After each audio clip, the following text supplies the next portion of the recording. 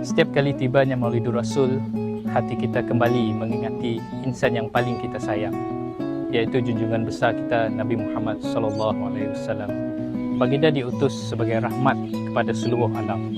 Akhlaknya menjadi tauladan, kasih sayangnya bersama-sama dengan kita, serta perjuangan dan pengorbanannya untuk membawa kita keluar dari kegelapan dan menuju ke cahaya Islam.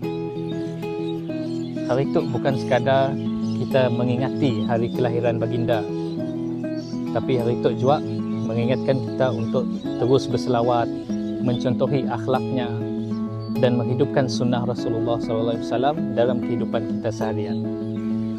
Semoga Allah Subhanahu Wa Taala mengurniakan kita hati yang sentiasa cinta dengan baginda, lidah yang lejuk berselawat, serta kehidupan yang dihiasi dengan akhlak yang mulia, insya-Allah. Salam Maulidur Rasul. Assalamualaikum warahmatullahi wabarakatuh.